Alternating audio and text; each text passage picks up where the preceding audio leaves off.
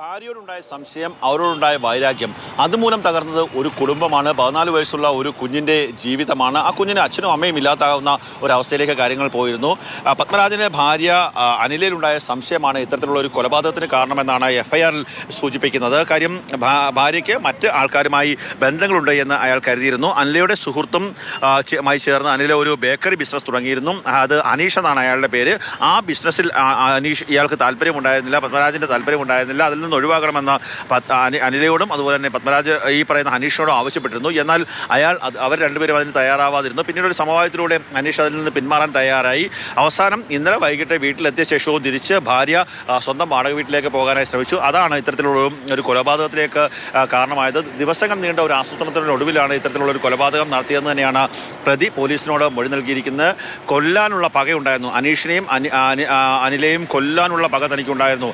അനീഷും അനിലയുമായിരുന്നു കാറിലുണ്ടായിരുന്നെന്നാണ് താൻ കരുതിയത്.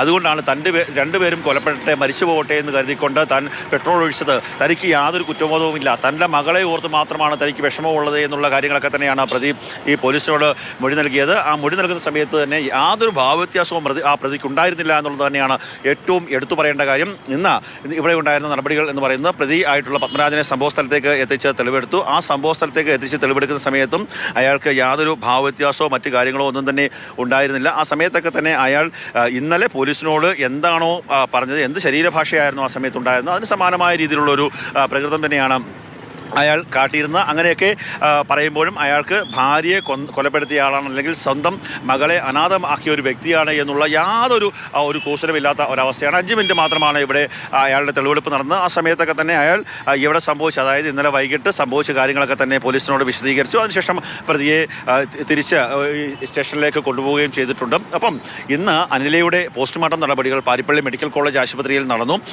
അതിനു മുമ്പ് തന്നെ ഫോറൻസിക് ഉദ്യോഗസ്ഥർ അവിടെ നിന്ന് ഇതിൽ നിന്ന് അവരുടെ സാമ്പിളുകൾ അടക്കം, അവരുടെ ശരീരത്തിൽ നിന്നുള്ള സാമ്പിളുകളടക്കം ശേഖരിച്ചു. ഇവിടെ എത്തി ഫോറൻസിക് ഉദ്യോഗസ്ഥർ അവരുടെ ഈ പെട്രോളിൻ്റെയും അടക്കമുള്ള സാമ്പിളുകൾ ശേഖരിച്ചു. അതും കാരണം ഏത് ഇന്ധനമാണ് ഈ കൊലപാതകത്തിന് ഉപയോഗിച്ചതെന്നടക്കമുള്ള കാര്യങ്ങൾ കണ്ടെത്തേണ്ടതുണ്ട്. അതിനുവേണ്ടിയുള്ള സാമ്പിളുകൾ ശേഖരിച്ചു. ഒപ്പം തന്നെ ഈ പെട്രോൾ കൊണ്ടുവരാൻ വേണ്ടി, ഇന്ധനം കൊണ്ടുവരാൻ വേണ്ടി ഉപയോഗിച്ച പാത്രമടക്കമുള്ള പോലീസ് ശേഖരിച്ചിട്ടുണ്ട്. ഈ സംഭവത്തിലെ പ്രധാനപ്പെട്ട തെളിവായി അത് മാറുകയും ചെയ്തിട്ടുണ്ട്. എന്തായാലും ഈ സംഭവത്തിൽ ഇന്ന് പ്രതിയെ കോടതിയിൽ ഹാജരാക്കും. ഇന്ന് രാത്രിയോടുകൂടി പ്രതിയെ കോടതിയിൽ ഹാജരാക്കാനാണ് പോലീസ് തീരുമാനിച്ചിട്ടുള്ളത്. പോസ്റ്റ്മോർട്ടം നടപടികൾ, അനിലയുടെ പോസ്റ്റ്മോർട്ടം നടപടികൾ ഉടൻ തന്നെ നടക്കുമെന്നാണ് അവരുടെ ബന്ധുക്കളിൽ നിന്ന് നമുക്ക് മനസ്സിലാക്കുവാൻ സാധിക്കുന്നത്. നിഷ്ഠൂരമായിട്ടുള്ള ഒരു കൊലപാതകം, അതുമൂലം നഷ്ടമായത് ഒരു കുടുംബമാണ്. അതുപോലെ തന്നെ നേരത്തെ ഞാൻ സൂചിപ്പിച്ചതുപോലെ 14 വയസ്സുള്ള ഒരു പെൺകുട്ടിയുടെ ജീവിതമാണ്. ക്യാമറമാൻ ഷാനവാസ് പരീദിനൊപ്പം കണ്ണൻ നായർ, മാതൃഭൂമി ന്യൂസ്, കൊല്ലം.